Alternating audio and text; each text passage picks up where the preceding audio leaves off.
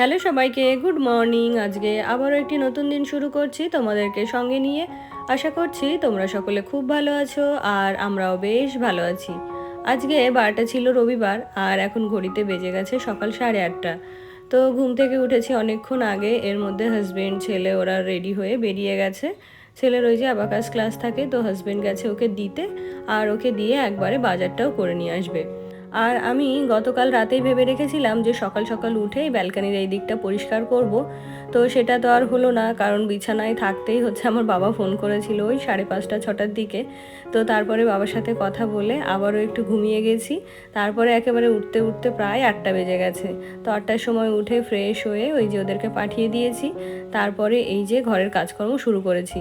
তো ভেবেই রেখেছিলাম যে আজকে যাই হয়ে যাক না কেন এই ব্যালকানিটা পরিষ্কার করব। তো এখানে একটা বুক শেলফ রেখেছিলাম যেটাতে আমার ছেলের খেলনাপাতি রাখার জন্য। তো ওটা তো স্টাডি রুমে থাকতো, তো স্টাডি রুমটা অগোছালো হয়ে থাকতো। তো সেই কারণে ভেবেছিলাম যে বুক শেলফটা এখানে দিই। ওরা যে বন্ধুরা মিলে ওই ঘরে বসে খেলে, তো ওরা যদি এই ব্যালকানিতে খেলে তাহলে ওই স্টাডি রুমটা কম নোংরা হবে। তো সেই কারণেই ওদের খেলনা সমেত ওই বুক শেলফটা এখানে রেখে দিয়েছিলাম। তবে দেখি জায়গাটা দিনের পর দিন নোংরাই হয়ে যাচ্ছে। তো ভাবলাম যে বুক শেলফটা তো এখন আর প্রয়োজন নেই, যেহেতু ছেলের জন্য স্টাডি টেবিল নিয়ে এসেছি। তো ওটাতেই হচ্ছে ওর সমস্ত বই খাতা ধরে যায়।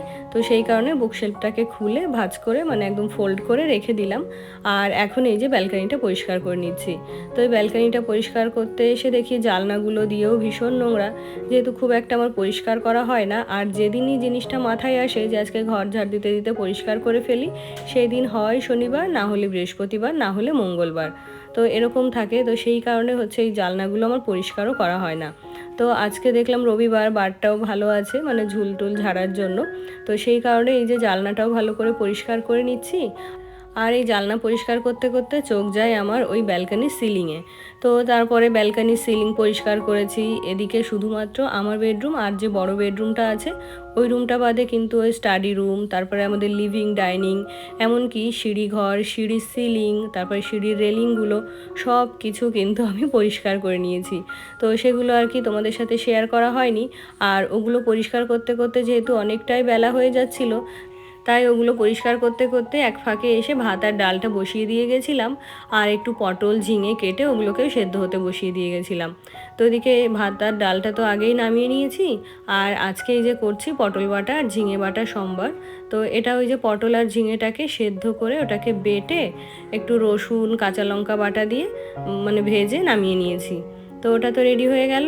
আর আজকে দুপুরের জন্য করব একটুখানি চিকেন। আর সকালবেলা উঠেই যেহেতু গা হাত পা ধুয়ে নিয়েছিলাম, তাই কিন্তু আজকে ঠাকুর ঘরটাও পরিষ্কার করে নিয়েছি। ঠাকুর ঘরটাও অনেক দিন থেকে একদম ঝুল হয়েছিল। তো ওই যে বললাম না, যেদিনই পরিষ্কার করতে যাই সেদিনই দেখি কোনো না কোনো বার রয়েছে। তো সেই কারণে আজকে শুধুমাত্র দুটো বেডরুম ছাড়া পুরো বাড়িটাই ঝুল ঝেড়ে নিয়েছি। আর সব থেকে যে বেশি কষ্ট হয়েছে সেটা হলো সিঁড়িঘরের যে সিলিং, ওটা তো খুব উঁচু হয়। তো ওটা পরিষ্কার করতে গিয়েই একেবারে হাত ধরে গেছে। তারপরে ওই রেলিংগুলো সব কিছু আর কি ঝেড়ে মুছে এই যে এলাম। ঘরটা এখনও মোছা হয়নি, কারণ আমাদের বেডরুমে হাজব্যান্ড একটু কাজ করছে। তো তোমাদেরকে ওই যে বলছিলাম না যে আমার এক ননদ আমার অ্যানিভার্সারিতে একটা গিফট করেছে। তো সেটা ছিল একটা রাধাকৃষ্ণর ফটো ফ্রেম। তো সেটাকে ওই যে প্রথমেই তোমাদের দেখিয়ে দিলাম।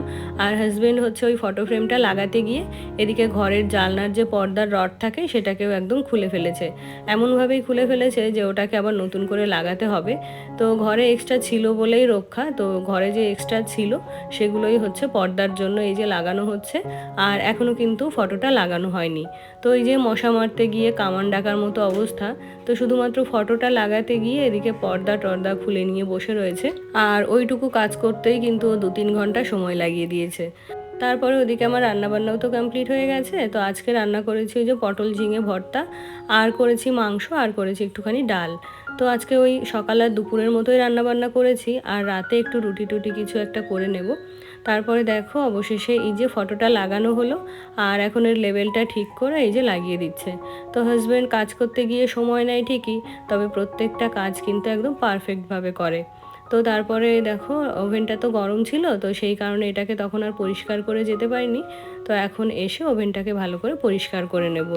আর গতকালকে যেহেতু ঘরটা মুছেছিলাম, তো আজকে যেহেতু কাজের প্রেশার এত বেশি, তো ঘরটা না মুছলেও হতো, তবে কাজ বলতে ওই ধুলোবালির কাজই তো হয়েছে সব। তো সেই কারণে হচ্ছে ঘরটাকেও আজকে মুছতে হবে। আর এদিকে যেহেতু পর্দাগুলো একদম খুলে খাটের নিচে পড়ে গেছিলো, তাই ভাবলাম যেহেতু খোলা হয়ে গেছে তাহলে ঘরের পর্দাগুলো কেচে দিই। যেহেতু ওই যে রান্নাঘরে ধুলোবালির কাজ হয়েছিল, তো তারপরে পর্দাগুলো কাচবো করে আর কাচাই হচ্ছিল না। তো আজকে যেহেতু হাজব্যান্ড খুলে ফেলেছে পর্দাগুলো, তাই ওদিকে আমি পর্দাগুলো নিয়ে কিন্তু মেশিনে কাচতেও দিয়ে এসেছি। আর সকালবেলা যে জামা কাপড়গুলো কাচতে দিয়েছিলাম, সেগুলো কিন্তু এর এক ফাঁকে গিয়ে আমি মেলেও দিয়ে এসেছি। সেগুলো এতক্ষণে বোধহয় শুকিয়েও গেছে। তো আজকে টোটাল আমার 2 ব্যাচে জামা কাপড় কাচা হবে, যেহেতু সকালবেলা দিয়েছিলাম ওই যে আমাদের রেগুলার ওয়ারের জামা কাপড়গুলো, আর এখন হচ্ছে পর্দাগুলোকে দিয়েছি। তো তারপরে আমি এই যে রান্নাঘরে এসে রান্নাঘরটা পরিষ্কার করে নিচ্ছি। আর আজকে রান্নাঘরের এই স্ল্যাবগুলো একটু ডিপ ক্লিন করছি। প্রত্যেক দিন তো এমনি স্প্রে দিয়ে একটু মুছে নিয়ে যাই, তবে আজকে একটু ভিম লিকুইড দিয়ে ভালো করে স্ক্রাব করে তারপরে আর কি এটাকে পরিষ্কার করে নেব।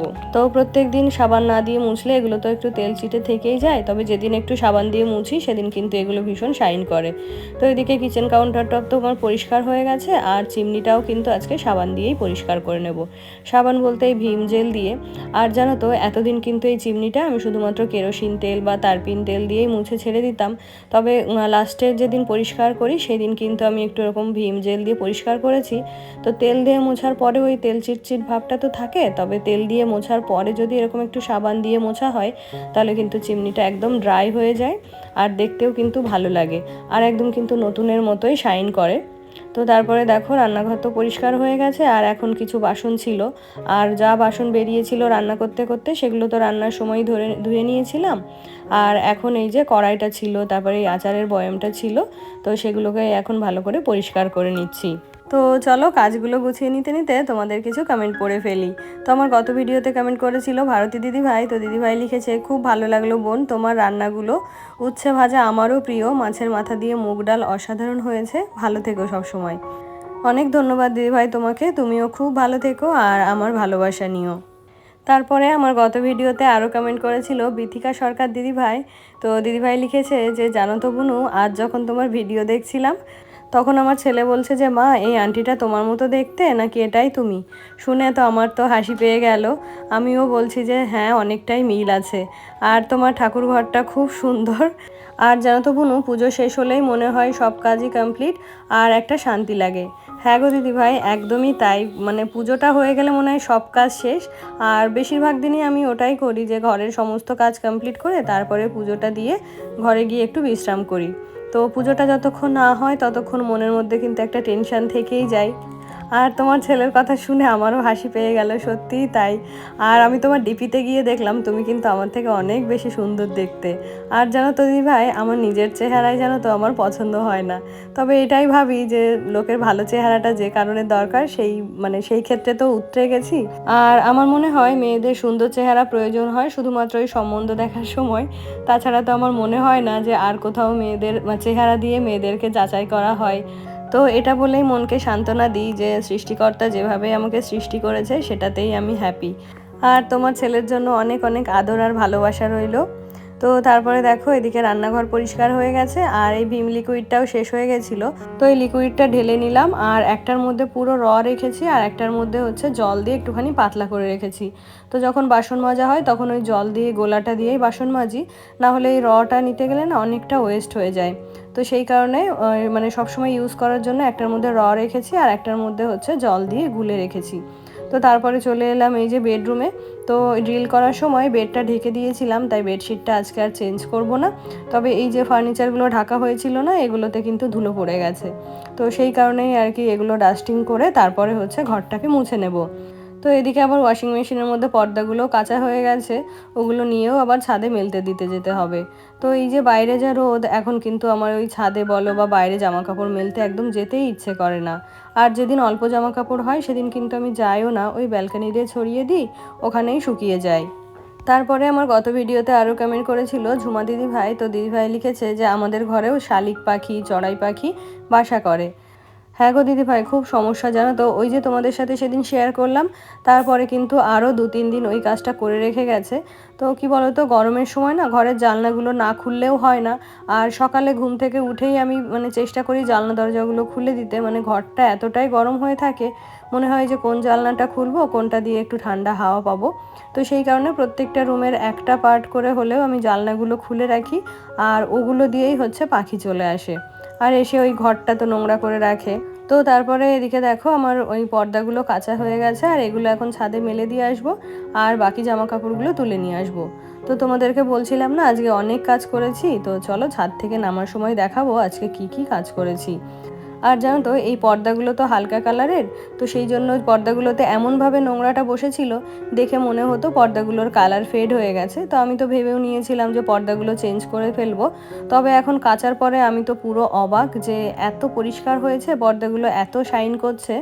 তো নোংরাগুলো এমনভাবেই বসেছিল, মনে হচ্ছিল পর্দাটা তিলে পড়ে নষ্ট হয়ে গেছে। তো তারপরে দেখো এই যে বাইরের যে দুটো দরজা, এই দুটো দরজাতে পর্দা লাগানো ছিল, তো সেই পর্দাগুলো তো খোলা হয়েছে, তার সঙ্গে সেই রডগুলোও খুলে ফেলা হয়েছে। কারণ রডগুলো এতটা নিচু করে লাগানো ছিল, দরজার অর্ধেক তো পুরো ঢেকে থাকতো, তো সেই জন্য দরজাগুলো ভালো করে বোঝাই যেত না। আবার সব সময় জায়গাটা কেমন পর্দা লাগানো ছিল, তো অল্প একটু জায়গায় ঘিঞ্জি ঘিঞ্জি লাগতো। তো এখন খুলে ফেলাতে জায়গাটা বেশ ফাঁকা লাগছে, খোলামেলা লাগছে। আর তারপরে এটার উপর যে আমার ইনডোর প্ল্যান্টগুলো রেখেছিলাম সেগুলো ব্যালকনিতে শিফট করে দিয়েছি, আর এটাকে নিয়ে এলাম অন্য একটা কাজের জন্য। তো এটাতে ওই আমাদের প্রিন্টারটা আর ল্যাপটপটা রাখবো, কারণ এই 7-8 বছর ধরে এই প্রিন্টার আর ল্যাপটপটা আলমারিতেই থাকে, এগুলোর কোনো পার্মানেন্ট জায়গাই হয় না। তো আজকে মনে হলো যে ওই গাছগুলোকে ওখান থেকে সরিয়ে দিয়ে ওটাতে হচ্ছে প্রিন্টার আর ল্যাপটপটা রাখি, তাহলে ওইগুলোর একটা পার্মানেন্ট জায়গা হয়ে যাবে। আর জানো তো একটা কম্পিউটার টেবিলও অর্ডার করা হয়েছিল, তো সেটা প্রায় সপ্তাহখানিক আমাদের বাড়িতে থেকে থেকে আমরা ইনস্টল করার জন্য লোক পাইনি, মানে অনলাইনেই ওটা ইনস্টলেশন ফি আমাদের দেওয়া হয়ে গেছিলো। তো সেই কারণে ইনস্টলেশন ফি নেওয়ার পরেও জানো তো ওরা ইনস্টল করতে আসছিল না, শুধু শিডিউল চেঞ্জ করছিল। তো তারপরে সেটাকে রিটার্ন করে দেওয়া হয়েছে। আর তারপরে আর কম্পিউটার টেবিলটা নেওয়াই হলো না, তো সেই কারণে ওই যে শেলফটা ছিল ওটাকে হচ্ছে ওই ল্যাপটপের জন্য আর প্রিন্টারের জন্য আমি ইউটিলাইজ করে নিয়েছি। তো তারপরে এখন এই যে সমস্ত ঘরগুলো মুছে নেব, মুছে তারপর যাব স্নান করতে। এখনও তো পুজো হয়নি, পুজোটাও করতে হবে। আবার আজকে যে ছেলে হাজব্যান্ড ওরা তো বাড়িতে রয়েছে, তো যত যাই করি না কেন ওদের কিন্তু সময় মতো আমাকে খাবারটা দিতেই হবে। তো সেই জন্য তাড়াতাড়ি করে কাজটা কমপ্লিট করে স্নান পুজোটা সেরে নেব। তো তারপরে আমাদের এই উপরের ঘরে আসা যাওয়ার জন্য দুটো দরজা, একটা হলো এই যে ঠাকুর ঘরের সামনে দিয়ে, আর একটা ওই যে আমরা ইউজ করি। তো আজকে দুটো দরজায় খুলে একদম ভালো করে মুছে পরিষ্কার করে নিলাম। তো দরজাগুলো খুব সুন্দর আর কি। তো ওই পর্দা লাগানো থাকতো বলে দরজাগুলো ভালো করে পরিষ্কার করা সম্ভব হতো না, তো পর্দাগুলো খুলে দেওয়াতে দরজাগুলো দেখতেও বেশ সুন্দর লাগছে। তো তারপরে এই যে স্নান করে এদিকে পুজোটাও সেরে নিলাম, আর খাওয়া দাওয়া শেষ করে এই যে চলে এলাম পর্দাগুলো লাগানোর জন্য। তো সকাল থেকে জানো তো একটুও বিশ্রাম হয়নি, আর এখন যেহেতু একটুখানি বিশ্রাম করব, তাই এই পর্দাগুলো না লাগালে না ঘরে থাকাই যাবে না। যেহেতু কাচের জানলা, তো প্রচুর পরিমাণে আলো আসে, তাপ আসে। তো সেই কারণে ভাবলাম যত কষ্ট হোক না কেন পর্দাটা আগে লাগিয়ে তারপরে একবারে শোবো। আর দেখো পর্দাটা কাচার পর এতটা শাইন করছে, ভীষণ ভালো লাগছিলো দেখতে, মনে হচ্ছিল যে একদম নতুন পর্দায় লাগিয়েছি। আর জানো তো সেই সকাল 8টা থেকে এখন প্রায় ওই 3:30 মতো বাজে, তো এখনও পর্যন্ত কিন্তু একটু সময়ের জন্য বিশ্রাম করতে পারিনি। তো ওই 3টে থেকে প্রায় 6টা পর্যন্ত হচ্ছে লম্বা একটা ঘুম দিয়েছি, তারপরে সন্ধ্যা দিয়ে এখন তোমাদের সাথে রাতের বেলাতে দেখা হচ্ছে। তো এই যে বলেছিলাম না আজকে শুধুমাত্র সকাল আর দুপুরের জন্য রান্না করেছিলাম, আর চিকেনটা তো ছিলই। তো সেই জন্য হাজব্যান্ড ছেলে ওরা দুজনেই বলছিল রাতে রুটি খাবে, তো সেই জন্য আমাদের জন্য কয়েকটা রুটি করে নিচ্ছি। তো ভাবছি আগে রুটিগুলোকে সবকটাকে বেলে নেব, তারপরে সব পরিষ্কার করে রুটিগুলো সেঁকে নেব। আর এই রুটি করতে আসলে রান্নাঘরটা যে এত নোংরা হয়, আর পরিষ্কার করতেও কিন্তু অনেকটাই সময় লাগে। আর দেখো যেদিনই অন ক্যামেরাতে রুটি করতে আসি সেদিনই কিন্তু আমার রুটিগুলো ফুলতে চায় না। তবে যেদিনই ভাবি যে আজকে রুটি করার ভিডিওটা শ্যুট করব না, সেদিন কিন্তু রুটিগুলো খুব সুন্দর হয়। তো এটা আমার সঙ্গে এক প্রকার ভগবান চিটিং করাই বলতে পারো। তো তারপরে দেখো একে একে সমস্ত রুটিগুলো সেঁকে নিয়েছি। তো আজকে টোটাল 7টা রুটি করেছি, তো ওই 7টা রুটি জানো তো আমাদের খাওয়া হয়েছিল না, তো আড়াইখানা মতো রুটি আমাদের থেকে গেছিলো। তো এখানে এগুলোকে এখন সব ফ্রিজে রেখে দেবো।